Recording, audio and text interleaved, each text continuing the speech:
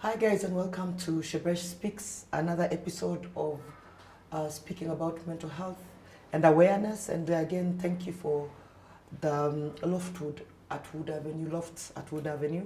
Thank you for this hospitality and this beautiful space that you give us. Today we are going to connect 1195, which is a hotline on GBV with mental health. I have with me Fanis, who is the Executive Director of 1195, and I will be bringing Dr. Malaika, who is a resident in psychiatry, shortly, so that we can connect the dots. I am sure if you are a Kenyan, and of course, hoping that I'm talking to most Kenyans, you have noticed the increase in gender-based violence, especially during this time of Corona.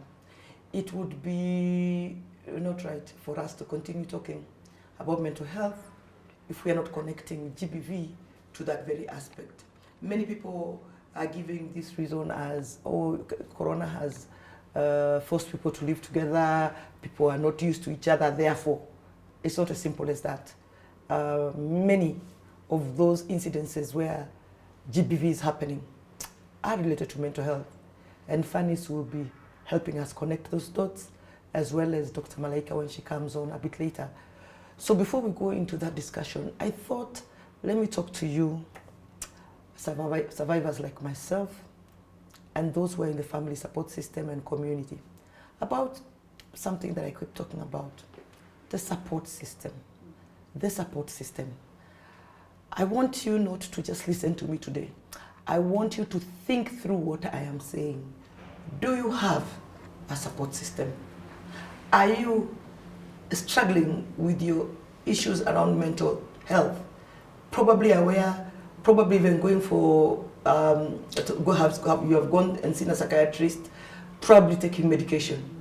But as you're doing all that, who around you is supporting you? If you don't have that support system, it is very easy to fall through the cracks. Because even with medication, like I said, there are a lot of traumatic and memories and triggers that cannot be solved by medication. What medication does, for example, for me who has bipolar disorder, is regulate my mood so that I don't go too manic and I don't go too depressed. Regulates my mood, because bipolar disorder is about extreme swings in moods. However, even with taking my medication, if I didn't have the support of my family, the support of my friends, the support of my co-workers, the support of my bosses, I don't think that I would be being able to even speak in this show, because the stigma related to mental health would keep you, yes, going through your medication, but still afraid for people to know, ashamed about it, and then definitely not able to talk about it, which is why psychotherapy is also very, very important. Psychotherapy and the medicine that you use when you're given by the psychiatrist, they're important to work together. I keep saying I came into my psychotherapy very late after starting my medication. But my medication did not stop me from still feeling the blues once in a while, for panicking and having anxiety. It didn't stop me, and especially did not help me deal with triggers. Remember, I said triggers are the things that take you over the bend. And once you know your triggers, and so through psychotherapy and counseling, you know how to deal with that trigger. Sometimes even keeping away from a trigger, whether it is a situation, it can even be a person. Literally keeping away is probably one way of dealing with it. So why I'm talking about the support system is because every day I go home, I will have my spouse, my children, and anybody who lives with me. They will quickly be able to tell who has walked in. Is it the manic one? Is it the depressed one? Is it me, the balanced one? And because we have given each other permission to speak about this, total permission, when I'm feeling sad, somebody will notice and tell me, is it the medication, or why are we seeing you going low? What is it you have encountered? What is it you're not dealing with? And if I'm too manic, hey, that's where they come running. It's like too much, you're doing too much, you're spending too much money, you're talking too much. Support system, I cannot emphasize it more.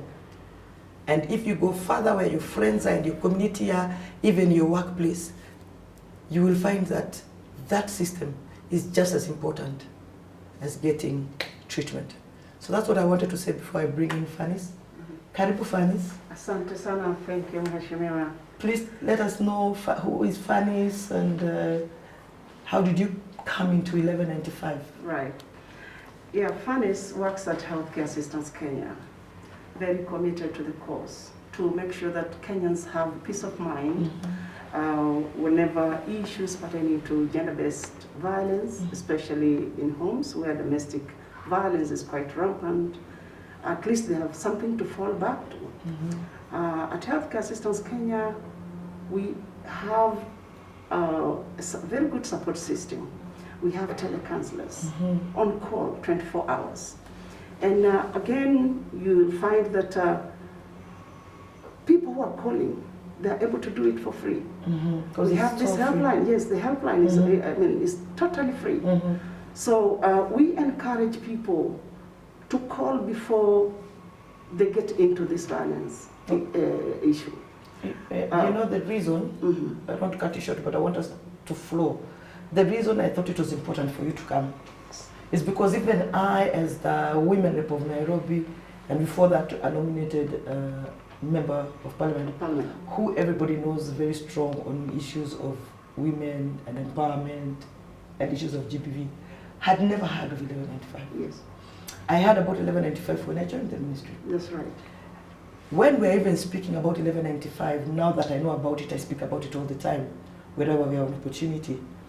You will still find people thinking that 1195 is just a number. How do you explain that 1195 is more than just a number? Right. I think I started by saying that we have a team that is quite supportive.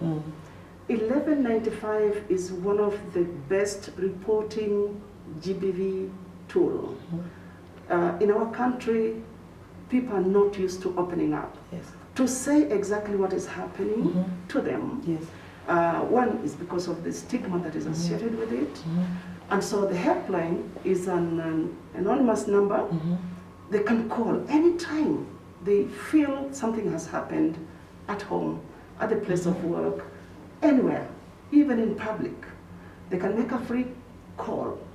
And yes, as you're saying, people are not aware of this number. Yes. It is because most of the numbers we have in the country haven't really gained the confidence in people to say, I will call and I will be helped. That's why the step, I am a victim of GBV. Yes. I know about 1195 because hopefully we've done enough to make sure that everybody knows there's a number like 1195. So I'm a victim. I call 1195. What happens to me after that? Right. When you call, we will listen to the reason why you called. We will probe your case as psychology counselors. We will be able to understand what the problem is. We give you counsel very briefly, depending on what the case is. If it is something that needs immediate action or referral, then we will not continue providing telecounseling services. We will refer you to another service provider. Yes. Now, as we do all this, the survivor is not incurring any expenses. Yes. They've called for free. Again, where we are referring them, they will access free services. Because, say for example, because they will be known to have been referred by 1195. Exactly. There's a message that we will give them. Whoever called will receive a message to say, this message is for this particular hospital or any facility. Say, for example, at the police. So that they're not explaining themselves again. This is someone who is already traumatized. Okay? And repeating that story again, for example, a story around rape or defilement. It must be painful. So we give them that message without mentioning what type of case it is. they'll show it at the casualty. If it is the attending nurse or doctor at the hospital, they just see the message. And they also call back immediately they get to the hospital, Yes. or immediately they get to the police or to the chief, so that we are the ones talking on behalf of this person. Does that mean that your staff, the ones that are already on the telephones talking, Yes. have a bit of training around counseling? They are all counselors. Okay. Yes. Okay. They are all counselors. Yes. And that is why we always say, whoever calls, Yes. we must be very patient with them to be able to capture all the information, all what they have gone through, so that we can explain to the person who is going to again provide services. And is 1195 only for victims, or if you see a case of rape, defilement, and domestic violence, I can call on behalf of somebody. Yes. I can report it through 1195? Actually, most of the calls you receive, you can imagine a child who cannot call. Of course. It yeah. will have to be done by someone. Yeah. Whoever witnessed that, or whoever the child told that Yes. this happened to me. And it's not just about rape, even Of child course. neglect. Of course. Okay. Child neglect, you know, child labor, child trafficking, physical assault on men, and even sexual violence Yes. on little boys. Yes, exactly. You know, Yeah. and even on the elderly persons. Yeah. They Are these cannot even- cases you have encountered? Tell us a bit about the phone calls that you get. Oh, like for example, let's just take an example from March. Yes. When COVID-19 was first announced in this country, Yeah. we have received over 30,000 calls. Wow. Those that just came through, and we had to respond to all of them. Yes. As I told you, the service is actually run on a 24-hour basis. Yes. So we your have 24-hour at least basis, yes. people- We have 26 telecounselors, Yes, yes, okay, yeah. working in shifts. Yes. So whoever is feeling low and probably it is something that is going to contribute some violence in the family, They can speak. they can speak out before it happens. And that's the beauty of the 1195. We don't wait For the violence to the happen. violence to happen. You be slapped, then you call. No. No, if you can see- sense. Yes, you are already quarreling in the house. Yes. And you can sense there's a problem, just call immediately. And that's why I wanted you on this show, because I talk about mental health, as you are aware. I wanted you more on this show to connect GBV with mental health. Yes. Tell us, because throughout this COVID period, you had a lot of cases where the victims calling do not say they've been beaten or they've been raped. They just say they're having serious psychological issues. Yes. Explain that. Now, these are people who, at the end of the day, Yes. if they don't call, they then get into very deep depression. Yes. Because they don't speak out. Yeah? Our program suggests that we speak out as Kenyans, yeah, in order to reduce domestic violence. Yes. So if something is happening and probably has been happening for a very long time, it will therefore mean it erupts perhaps Into now. at a very wrong time, maybe very late in the night. You'll find this person running out Yeah. of the house. It is late. They won't even know it is curfew Yes. hours. That tells you something. That So they're if- holding yeah. a lot to themselves. So out of those very many people during COVID and the psychological, what I can say, you are calling it psychological abuse, Yes. as in they can already feel the tension growing. Yeah. Then what did we need to put in place so that that psychological abuse does not go into violence? Because I feel on mental health that, and that's why I was talking about support system, I feel that if you get somebody at the right time on mental health, you can manage it. Yes. Of course, there is stigma connected to it. In this phone call, how far can you go to help them understand why they are feeling this anxiety and the panic, and what they can do to be able to manage so that they don't go into the violent stage? Yes. As the person now, the victim. Right. As I said, if they were to call, we will walk them through with counseling skills. Then if we feel it needs a lot to be done on this person, then we will refer them to other ideal service providers. In this case, like the gender violence recovery centers, where they offer they provide counseling services. Safe house. Our government gender-based violence recovery unit. Today we've been covering the issue of 1195, the toll-free number that government through our Ministry of Public Service and Gender has put out there on the issue of gender-based violence. Now you know that GBV has become a crisis, and of course as the ministry in charge of gender and of course overseeing this issue of GBV, it was important for me to bring in my colleague Honorable Lina J.B. Kilimo, who has joined me in the Ministry of Public Service and Gender together with Mheshimiwa Bichi Selachi. The reason that I thought it was important to bring our Chief Administrative Secretary in charge of GBV, and of course the story of 1195 as a toll-free number, is because there has been pressure for government to say what are we doing, and what kind of remedies do we have in place, do we even have the data on GBV. So quickly, let me introduce Honorable Lina J.B. Kilimo, a seasoned politician, and also has been the mother of anti-FGM in this country, having brought the legislation that ended FGM. That will always be your legacy. Waziri, on issues of GBV, which of course are even related to FGM. Yes. Welcome first of all to this Shebesh Speaks show. I am here giving a space to people with mental health issues, and I've been able to connect, and everybody has been able to connect the issue of the current crisis on GBV to mental health around, especially this time of COVID. So before we delve into that, is there something as a beginning you'd like to say about yourself? Of course, a bit you can say about FGM, but also generally about GBV.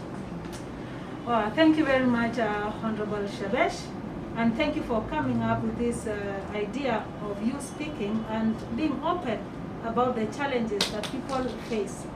About myself, you know very well that I started my political career by talking about the abandonment of FGM, the need to abandon FGM in these communities who practice FGM because of the challenges that ladies and girls face in these communities. First of all, transition rates from primary to secondary, or just getting the empowerment in form of education is a challenge because FGM is seen as a rite of passage from childhood to adulthood, so you become an adult before you actually become at that age. And I'm so glad that I came to Parliament, they voted me, and that law passed. And I know we worked very well with you at some point when I was the chairperson of Kenya Women Parliamentary Association, and you were the secretary. Yes, we went looking around, supporting women to implement programs in their constituencies, and here you are, you still want to implement. 100%, Yeah, I still want to do so. Yeah. So that's the basis of which I wanted you, as you've given your history, to then speak about the current crisis. Yes. We have featured, and we are going to continue featuring 1195 is our toll-free number. Yes. Tell us the perspective of 1195 in the background of what the Ministry of Public Service and Gender is trying to achieve. Yeah, 1195 is the toll-free number, of course, which is run by the Ministry of Public Service and Gender Affairs in collaboration with our partners. And we are so grateful to the many partners who come on board. Unfortunately, also, these partners seem to be a bit foreigners, and we are calling on Kenyans also to support. And I know Safaricom have come on board, so we want also others to come. Local companies also should come and support as they declare so much profit, they should support this 1195 number, because this is the only number that people can access support, counseling. Let me tell you what you have started about mental health is the best thing that you have done for our country. Thank you. Or to the software of our country, because people are suffering and they don't know whom to talk to. And even if they want to talk to somebody, they are afraid that person will make it a rumor. So, because they fear being talked about, being the topic in the center, stigmatized or being ridiculed or by the community. By the community, because they know your affairs. But but you want to keep it as a secret. Yeah. So with this number, you can call, talk to our telecounselors, Mhm. tell them all their problems. Yes. You can be sure they will not tell anybody. Yes, yes, you're safe. You're safe over Yes, there. yes. And so this 1195, it is 24 hours. Yes. We have staff who work, on shifts. Yes. So you can call any time of the night. Mhm. You can also upload this as an app on your phone, Mhm. and you just call. You don't have to have money, and we can actually call you back. If We will call you back, yes. If you use your phone and you feel you don't want to call again, we will call you back. But sometimes Yeah. we've just seen over here somebody gets distressed and they Then cry, you drop the phone. they drop Well, their see, phone. one of the reasons I wanted to speak about 1195 Yeah. is because I felt like every time we talk about it, I get an impression that people believe 1195 is just another number government has given. No, it is Can you tell us real. a bit about the hardware or the software behind 1195 so that people know it's not just a number and somebody calling and writing something and maybe no follow-up? How do we make Kenyans believe that 1195 gives you a solution on GBV, at least even if it's temporary for the time being? Those who are watching us right now, Yes. please just call 1195. Mhm. Call. That's There a will good be idea, by somebody the way. on the other side. Mm. We have about 10 telecounselors waiting for your call. Yes. And they get back to you. Mm. And the best part of this is we also follow up. In counseling, you don't do just a one-off. Yes. So we will do a follow-up for you. Mhm. And some people have no idea. When you have problems, it's like the whole world is black. You don't know where to Exactly. go. You don't see light. At 1195, we will point for you to a light to say, go and see so and so. Mm. When you share with us your challenges, we refer to you to the opportunities and that are present Yes. by our government. I think 1195's anonymity is a plus because most people don't want people to know that they are going to get help or etc. So the fact that you are kept anonymous and protected, Yes. don't you think that's one of the reasons that 1195 should be the place that victims come to? Yeah, it is the place Yes, to go to yeah. because your privacy Yes. is guaranteed. Mhm. In fact, your next door neighbor will not know you have been speaking Mm. to a counselor or you're going through counseling. Mm. They will just see your change. Tell me about the follow-up because I like the idea that somebody calls, the report, Yes. they're given the support that they can be given with 1195, where to go and report, where to get medical help. Then after that, there is follow-up. Yes. How does the follow-up happen for First- that yeah. victim from 1195? First of all, somebody who is seeking help Yes, looks like they've reached the end of the world and they don't see anything. yes. But when they speak out, the counselors, our telecounselors, Mhm. very well trained officers, are able to pick 1, 2, 3 from them, and the answers are normally still with the people. Mhm. But you make them open up, and Yes. they suddenly realize and say, I think I can talk to my mother-in-law, Mhm. or I can talk to my father-in-law. Yeah. They will actually tell you where they are comfortable, or who they are comfortable talking Where to. they're comfortable Then we going. can refer to them there. Yeah. Now there are other referral cases where maybe too much they don't want, they're not safe, they Yeah. feel insecure. Mm. Then we will refer them to either to the police station Yeah. or to the shelters. Yeah, we have some you call safe protective spaces Yes, or safe houses, which I know our women reps have been trying to also put up. Exactly, and we But, thank them for and that, yes, yeah. and of course the county governments, we Yes. also hope they will continue giving us yes. land Yeah. to do that. And we also have NGOs or civil or other partners who have such safe spaces. Yeah, we have seen the ones that are there by private sector. Sectors, yeah. However, as you have said, we are Yeah. hoping that government through women reps and Yeah. county governments, Yes, that we can have at least one in every county. yes. And when we say government, we Yeah. are talking about the National Government Affirmative Action Fund. This exactly. is money allocated from Treasury. For the women reps. Yeah. And And the by county holding- and governments this also. number, Yeah. We are really telling our citizens Yes. that the government cares about you. I agree. I We agree. care what you At go the through. national level, At yes. the national level. But at the Please. county government also level, Yes. what would you say about the help that county governments can give us on this issue of GBV? Space, Yes. let's say in existing points of Mhm, service, mhm. like hospitals, Mhm. where you can walk into a hospital and get support. We hope, and they can also employ more counselors, because as we refer these people who call on us, we refer them to the nearest hospital, they should be able to get a counselor there. And you know, medical services are devolved, so Yes, they should of be able course. to get over there. Mhm. And so this is where we say, this is where to call. Don't die in silence. Just Speak break the up, silence, break the silence, and talk to us. Waziri, you know why I'm bringing this topic is because of mental health. Yeah. And you know I'm using this space of Shebesh Speaks Yes. to speak mental health issues. Mhm. There is a direct correlation Mhm. with the increased number of GBV cases Yes. Yes. and the issue of mental health Mhm. and the issue of COVID as a crisis that has made families now stay Yeah. together. Yeah. A lot of domestic abuse amongst couples you have seen Yeah. that has led to crimes that are horrendous. Yeah. Even within our own public service, we have had cases of officers, people who work in government also going to the extreme. Yeah. How do you relate mental health with the GBV as a department of gender and the CS and yourself? Wow. There is a very, very, very strong correlation between GBV and mental health. Mind you, by the time somebody turns into violence, it's because they don't have any answers in their brains. Yeah. They feel they've reached a dead end, and the only way they can express themselves is through violence. And so, addressing the matters of mental health is very important, and I am glad that our Ministry of Public Service and Gender Affairs are working at getting a bill or a policy on how to address On the mental health. on the mental health. In public service, Yes, true. and with that bill, I know we want to tell Kenyans, it is not, do not be embarrassed. Treat it like any other They sickness. say it's okay not to It be is okay not to be okay. Yes. Yeah, we want everyone else to be able to, if we behave in the way you behave, then we must just see what is it in your environment that makes you and accept you the way you are. Yeah. And where there is treatment, there is. In fact, if you look at them, most of the cases that are reported Yes. in 1195, 1195. they are psychological.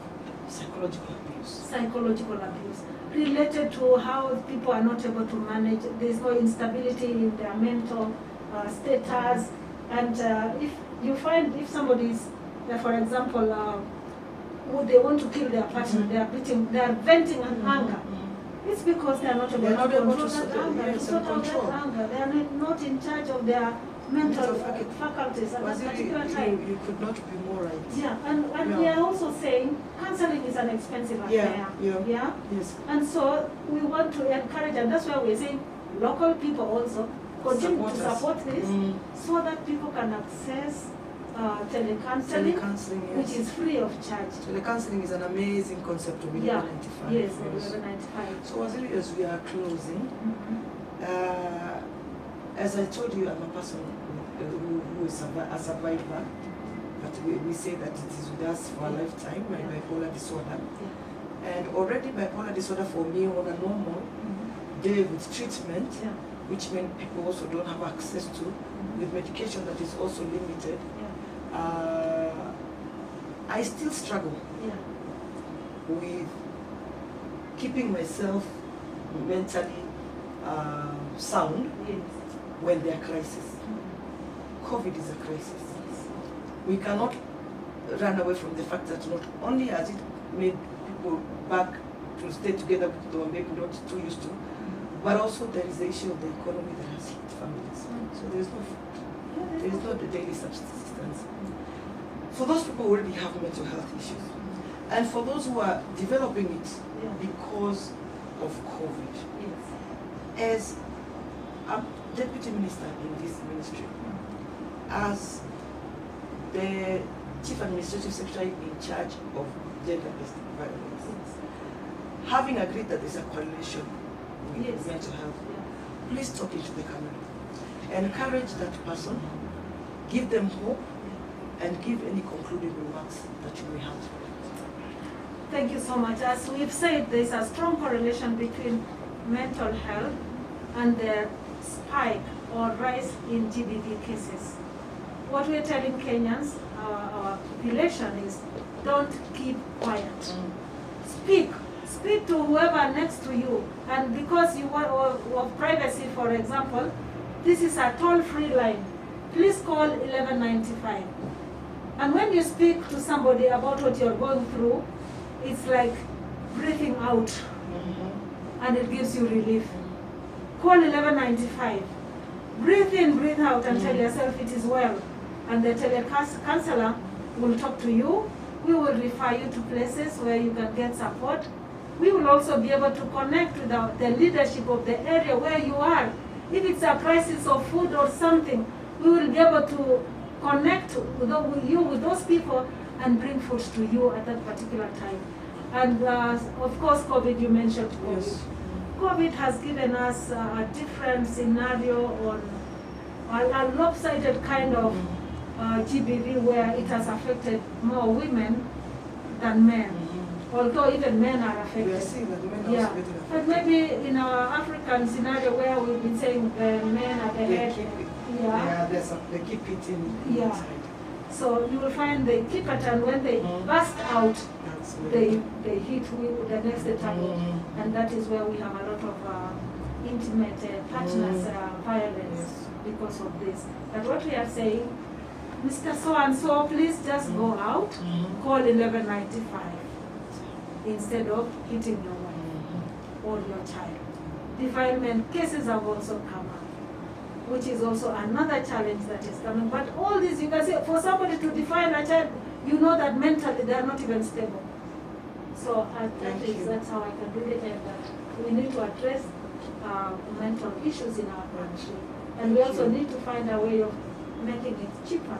And maybe the only way to make it cheaper is for the county governments to employ more counselors yes. in the hospitals. Exactly. Yeah. Or even in their speech, as they speak to Wananchi, talk about mental health. Yes. And when we talk about it, it becomes normal. Yeah. Like, we normalize it. never used to talk about FGM. Yes, It was but something now in we've secret. normalized it. Now we are talking about it. We're saying, Yes. let us abandon. This is bad. So we also want to say, it is okay not to be okay, but there is an answer. Thank you. Yes. Thank you so much, Waziri. And just to say that I promised and I continue to promise to bring more and more information about how we can deal with mental health.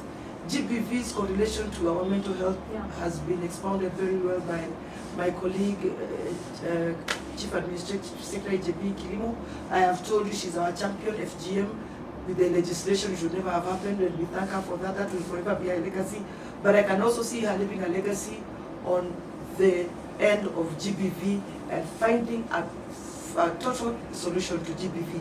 1195 is just one of the programs that we have as government. We will be expounding more and more about it. Thank you so And much, Shebesh Waziri. Speaks is about calling people to come out of their cocoon Truly. and speak about mental health. Exactly. Thank you so much. It's okay Yes. not to be okay. Thank you Thank very you so much. much, Honorable Council. Asante sana. Thank you. Thank you. So welcome back, and as I said, I have brought in Dr. Malaika. I like your name. Dr. Malaika is a resident in psychiatry, and we were speaking about the number 1195, which is a free-toll line for GBV calling, and we have had Fanny speak about it. But my main issue today was connecting it to mental health, because it's happening so much, but people are trying to make it look like it's just a crisis around Corona. It does have a mental health component. Dr. Malaika, is it true that GBV has a component of mental health? Yes, definitely does have a big component to mental health, and it is one of the precipitants of a mental health crisis, mental health illness. It can be seen in different contexts, like a child exposed to domestic violence, for instance, at a very young age, and chronically, for that matter, it changes how the brain develops. And as the brain develops and it is in this toxic environment, they experience what we call adverse childhood experiences, which now later on predispose this child into mental illnesses such as depression, anxiety, panic. Panic attacks, phobias, and even post-traumatic stress. And that will grow into them as they go into adulthood? Yes, now at critical points in their life, these diseases now they manifest. During teenage, early teenage, early adulthood, even early childhood, and such. Most of the mental health illnesses. I talk about bipolar because I have it, but I know there's also the anxiety, and there's also panic attacks, and there's schizophrenia, and there's postpartum depression, and there's just depression in general. Most of these illnesses, when we go to seek treatment, most of the time we don't connect it to any kind of violent behavior.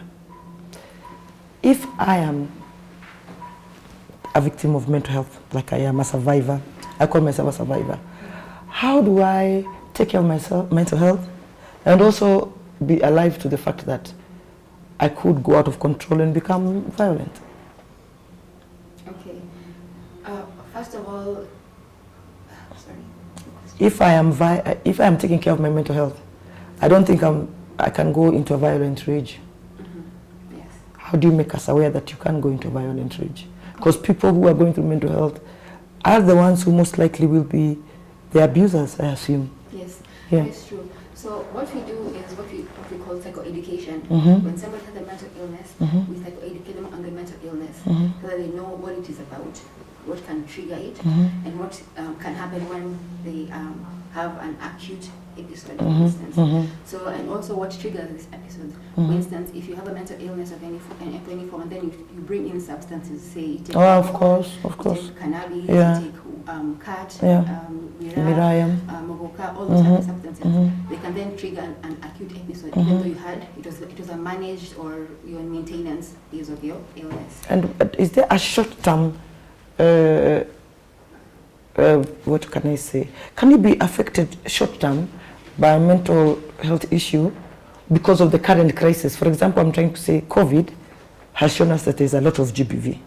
and we are connecting it to not a mental, what can I say, healthy atmosphere that has been distorted because of the crisis of COVID. Okay, yes. So is there a way you can say it's not really that I have had it since I was 15, this mental health illness, but because a crisis has come, can it develop?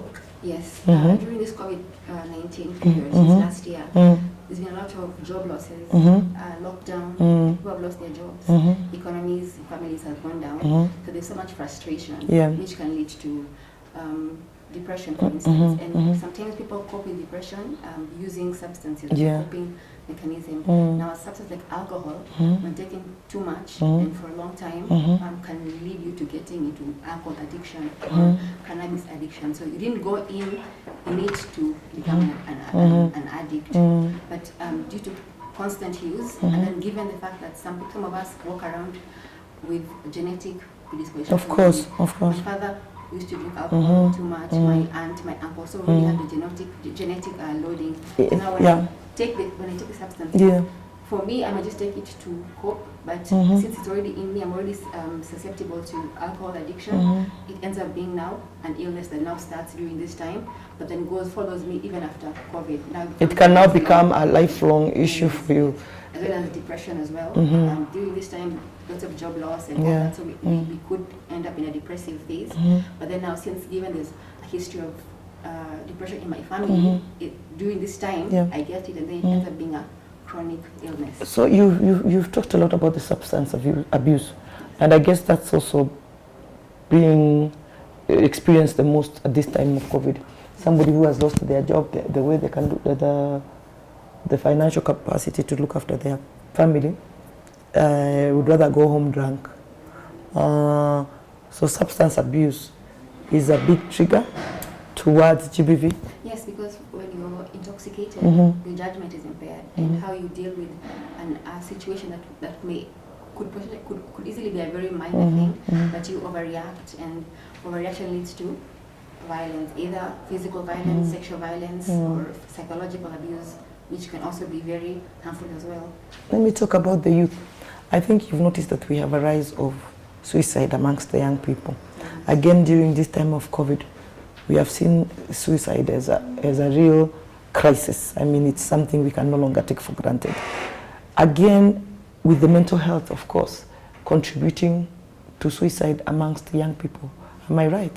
Yeah, very much, Mhm. very much so, because the youth belong to a family.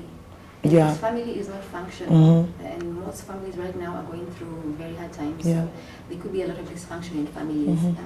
So, and the ways of coping in dysfunction for other people may be this domestic violence, psychological abuse, putting somebody down. And I put down this youth or this young boy who is at adolescence, which is a very critical period for somebody. And the best way of getting how to cope is taking their life, usually, or taking drugs, which lead them to feel this very deep sense of there's nothing I can do about it amongst the young people. Is there a disconnect therefore with the family unit? And now during our days we would have family meetings, we would have like dinner together. People had a regiment that was controlled about family. Church Sunday was not an option. Now do you feel like we are kind of disconnected with our children, and therefore they don't see who to turn to, and therefore sometimes can lead themselves to this kind of suicidal thoughts? Yes, actually right now the young men or women that we see at Mathare where I work, most of them talk about not being able to connect to their father or their mother, who may be present in the home, present but not accessible. They're really there, but not really there. Of course, I get that. So now and then they have nowhere else to turn, so they turn to things that will comfort them, like bad company, for instance, which leads to drugs, or they just look for drugs to relieve this emptiness that they're feeling or this frustration they have in the home. I've also noticed that they can withdraw, and withdrawing is something of keeping to yourself, probably never leaving their rooms or never talking to people, even if you don't know what other substances they're using.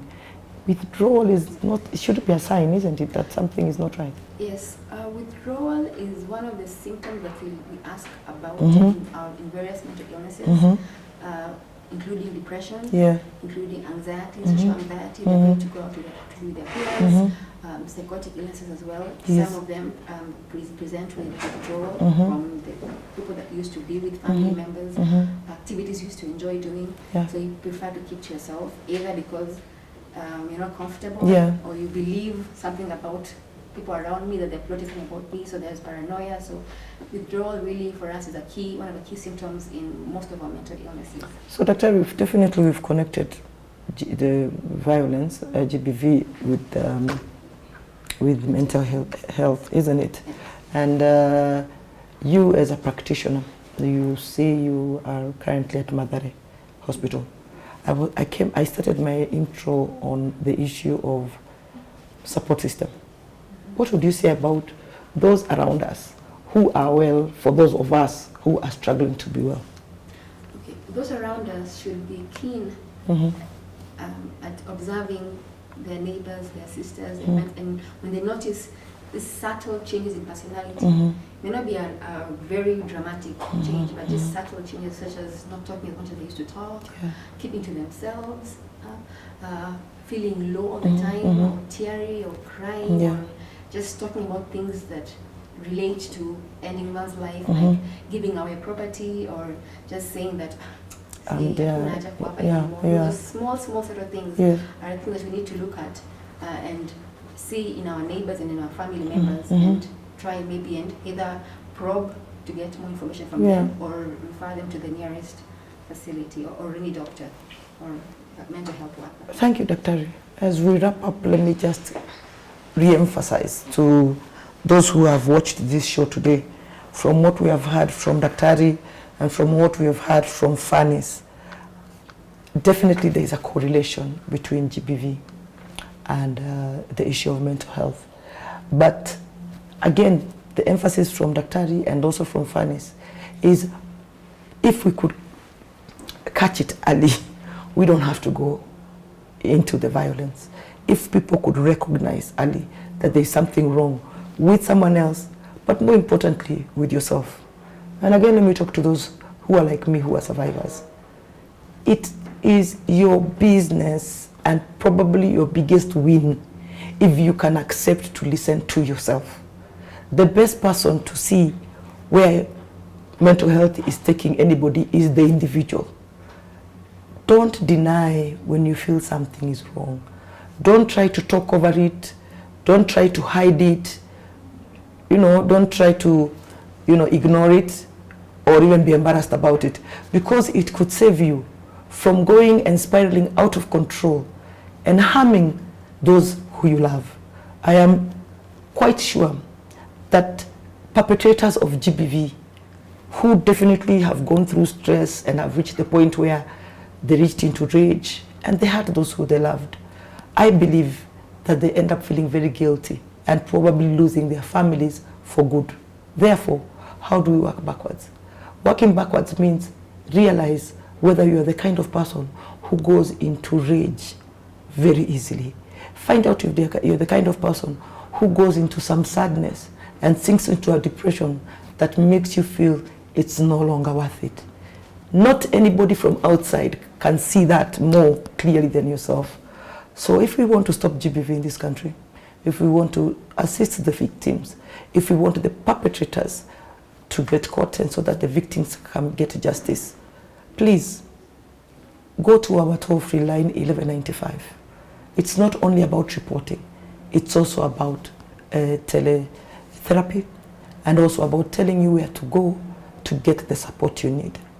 Thank you for being with us today on Shebesh Speaks, and we will be back in another episode of Shebesh Speaks where we will be talking and expanding more on mental health awareness. Remember, it is okay not to be okay. We can beat this. See you in the next episode.